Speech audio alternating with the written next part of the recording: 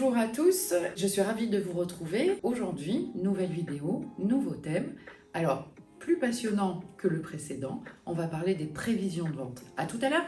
Bienvenue sur la chaîne YouTube de FormaFlow. Nous sommes un centre de formation pour alternants et adultes en reconversion situé à Dreux, en Eure-et-Loire. On a créé cette chaîne YouTube pour vous permettre de réviser facilement vos cours en abordant des thèmes fondamentaux dans le commerce, le marketing, la compta, la gestion, les ressources humaines, le développement durable, le social, le médico-social et le numérique. Alors installez-vous bien et bonne révision tout le monde.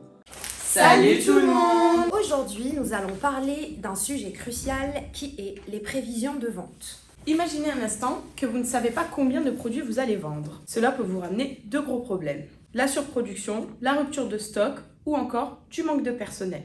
C'est là qu'interviennent les prévisions de vente.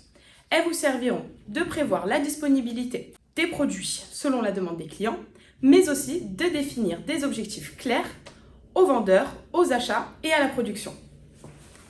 Il existe deux types de marchés. Le marché réel, le produit est déjà implanté et par conséquent, il nous suffit de reprendre le chiffre d'affaires d'une période antérieure. Ou alors, il existe le marché potentiel. Le produit n'est pas encore sur les ventes. À partir de là, il faut étudier le marché ainsi que le comportement des consommateurs. Pour bien comprendre les prévisions de vente, il faut prendre en compte le cycle de vie d'un produit. Comme vous pouvez le voir sur le schéma, le cycle de vie se divise en plusieurs parties. Le lancement, la croissance, la maturité et le déclin. Il existe deux grandes méthodes des prévisions de vente. La première, les méthodes qualitatives. Elles s'appuient sur l'avis des experts ou sur les enquêtes des consommateurs. Les méthodes quantitatives, elles, utilisent des données historiques telles que les ventes passées pour pouvoir établir des projections. Une des méthodes quantitatives les plus répandues est la méthode dite à série statistique. Elle consiste à reprendre le nombre de ventes passées, les établir sur un graphique et ainsi pouvoir réaliser la droite d'ajustement. L'équation de cette droite est donc Y égale A, X plus B. Y veut dire chiffre d'affaires, X veut dire année, A et B sont les inconnus à déterminer. Pour trouver les valeurs A et B, nous allons utiliser la méthode des moindres carrés. Cette méthode permet de minimiser l'écart entre les points de données et la droite d'ajustement. En conclusion, les prévisions de vente sont un outil essentiel pour toute entreprise qui souhaite réussir.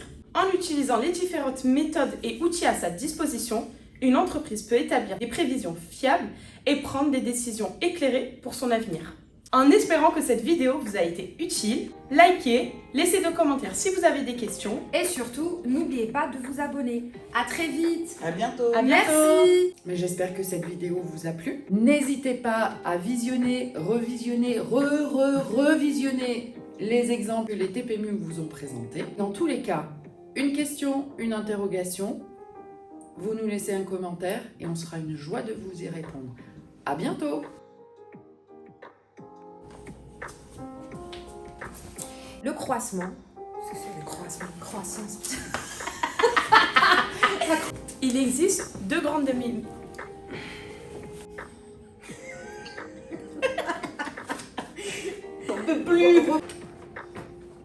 Attends.